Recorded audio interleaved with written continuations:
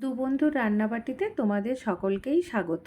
ঝিঙের খোসা বাটা তো প্রায় খাওয়া হয়, তাই ভাবলাম একটু অন্যরকম কিছু করি। তো সেই মতো ঝিঙের খোসাগুলো ভালো করে ঝিরিঝিরি করে কেটে পরিষ্কার করে ধুয়ে নিয়েছি। আর নিয়েছি চিংড়ি মাছের মাথা।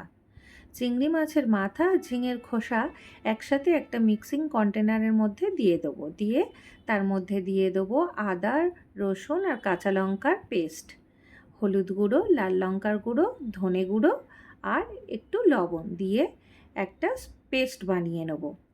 তো পেস্ট বানানো হয়ে গেছে। এবার একটু পেঁয়াজ কুচিয়ে নেব। এদিকে একটা কড়াইতে তেল গরম করে তার মধ্যে কালো জিরে আর কুচিয়ে রাখা পেঁয়াজটা দিয়ে খুব ভালো করে লাল করে ভেজে নেব।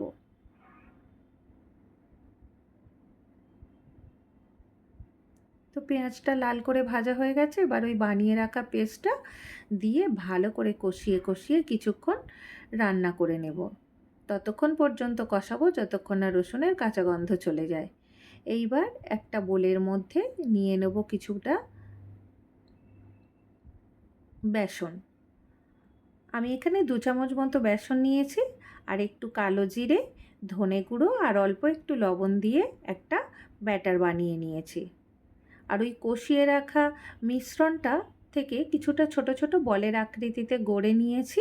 নিয়ে এই ব্যাটারের মধ্যে দিয়ে ভালো করে কোট করে গরম তেলে ভাজতে দেব। এইবার একটু উল্টে পাল্টে ভালো করে ভেজে নিয়ে আর উপর থেকে একটু চাট মশলা ছড়িয়ে নিলে রেডি ঝিঙের খোসা আর চিংড়ির মাথা দিয়ে বানানো সুন্দর চপ।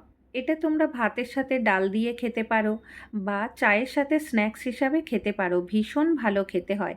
তোমরাও খেয়ে দেখো।